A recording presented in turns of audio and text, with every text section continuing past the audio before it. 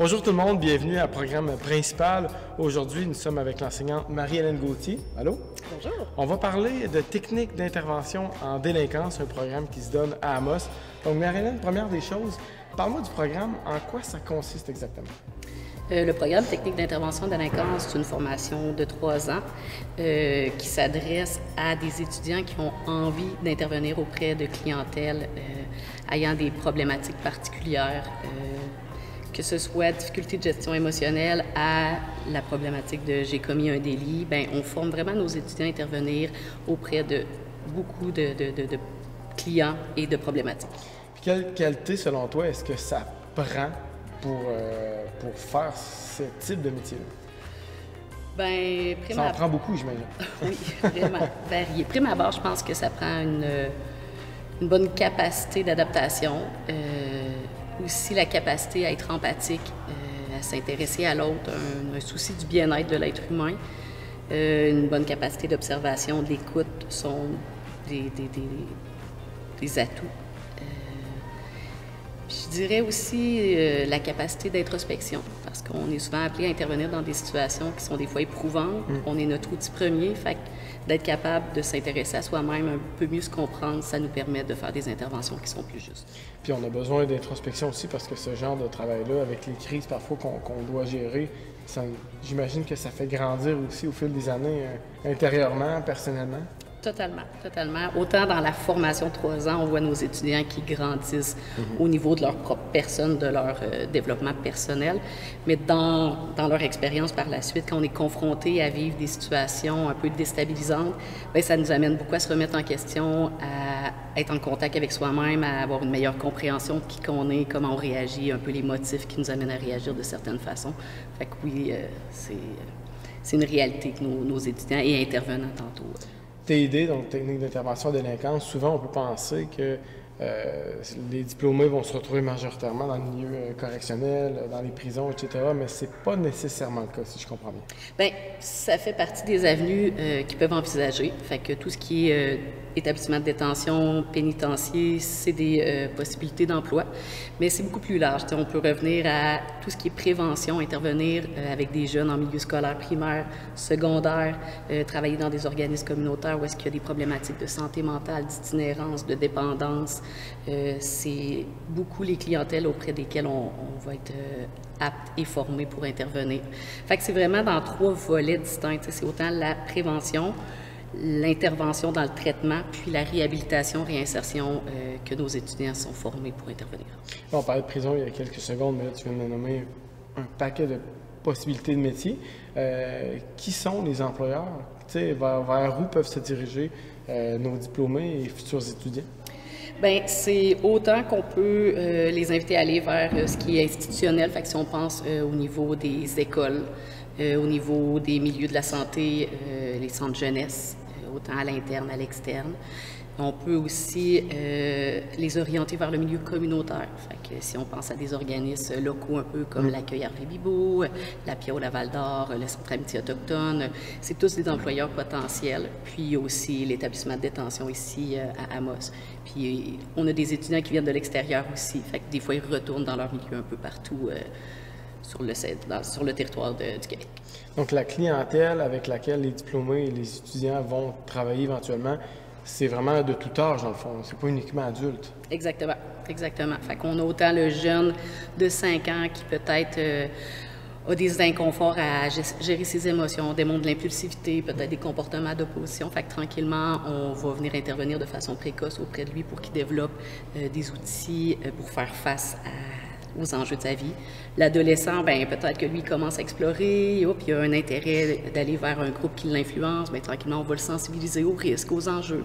Puis l'adulte qui peut-être lui a commis des délits, bien, tranquillement, on va essayer de voir avec lui qu'est-ce qui l'a amené à poser ces gestes-là, où est-ce qu'il veut aller dans sa vie, puis comment tranquillement on peut peut-être aller en réduction des méfaits, l'amener à avoir un mode de vie qui est peut-être plus sain, mais à la hauteur de ce que chaque individu veut. Puis le programme en tant que tel, bon, comme la majorité, comme toutes les techniques en fait, là, ça se déroule sur 3 ans. Oui. Il y a de la théorie, il doit y avoir de la pratique. Comment ça se passe? C'est quoi le ratio? Est-ce qu'il y a des laboratoires entre guillemets dans le sens à des stages sur le terrain? Ou comment que la formation se déroule sur les 3 ans si tu avais à la présenter à des futurs étudiants par exemple? Bien, en effet, il y a un côté pratique qui est très, très présent dans notre programme. Je parlerai de la première année. Là, on fait comme une immersion un peu dans un nouveau monde, la criminologie, l'intervention, la relation d'aide. Fait qu'on est plus un peu dans la théorie pendant la première année. On commence quand même à expérimenter le rôle d'intervenant, mais plus par l'entremise de jeux de rôle qui se passent entre les murs du cégep. En deuxième année, bien là, on commence à voir ce qu'on a appris comme théorie, comment on peut l'appliquer. On est plus dans l'analyse de situation, on fait des mises en situation. On commence à explorer les stages, qui est un stage d'observation qui est offert à la troisième session, pardon. Puis, la dernière année, c'est vraiment une année de pratique. Fait que c'est vraiment des cours qui sont axés sur l'intervention. C'est un stage de 535 heures qui se déroule 2 jours à l'automne, 3 jours à l'hiver. Fait que c'est vraiment... Il y a beaucoup de temps qui est mis là-dedans. Vraiment, vraiment. Puis c'est là que souvent notre étudiant va aussi pouvoir mettre en pratique ce qu'il a appris, puis aussi se découvrir un peu quel genre d'intervenant lui il est. Bien, dans certains programmes, par exemple, technique minérale, on doit faire un choix éventuellement en programme, que ce soit minéralogie, exploitation, exploration, etc. Et de votre côté, est-ce qu'on se spécialise? Est-ce qu'on, dans le fil de la technique, est-ce qu'on va vers une spécialisation? On choisit le type d'intervention qu'on va vouloir faire au niveau professionnel éventuellement, ou tout le monde a le même cheminement? Je serais portée à dire que tout le monde a le même cheminement, mais c'est sûr que le choix de stage de chacun va influencer un peu l'expertise qu'il va développer. Fait que si je choisis d'aller intervenir, d'aller faire mon stage en centre jeunesse, bien, c'est sûr que je vais développer peut-être un rapport plus proche de la réalité adolescente, le côté un peu délinquant. Si je vais faire mon stage en milieu scolaire primaire, bien, c'est sûr que je vais développer une aisance à intervenir avec les plus jeunes. Fait que, mais je dirais que d'emblée, tout le monde a le même cheminement. Cursus, si on veut, hein. Exactement, mais c'est vraiment le stage qui va venir peaufiner un peu l'expertise de chacun. Ces stages-là sont tellement longs, il y a tellement des heures, beaucoup d'implications dans le milieu avec lequel on va faire que, veut pas, on finit par la développer, cette spécialité-là, ou son créneau favori, si on veut. Exactement. De ton côté, ça fait une dizaine d'années que tu es enseignante Oui. avec nous. Tu es coordonnatrice cette année. Qu'est-ce qui t'a attiré vers ce milieu-là? Est-ce que tu avais pratiqué dans le milieu avant de devenir enseignante? Oui. Moi, dans le fond, j'ai eu la chance d'aller toucher un petit peu à différents milieux. Fait que je suis allée intervenante en milieu scolaire primaire. Par la suite, j'étais avec les adultes au niveau de la réhabilitation en maison de transition, plus communément appelés les CRC, les centres résidentiels communautaires. Fait que j'étais dans le coin de Québec à cette époque-là. Fait que j'ai travaillé avec les femmes incarcérées qui terminaient leur sentence. Moi, j'ai adoré cette clientèle-là, la curiosité de comprendre qu'est-ce qui les a amenés à se rendre jusqu'à un délit, qu'est-ce qui fait qu'ils vont récidiver ou qu'ils vont au contraire choisir un autre avenue. Ça m'a toujours intéressée de voir aussi qu'on ne part pas avec toutes les mêmes chances dans la vie, puis que pour certains, la capacité à être résilient, c'est puissant.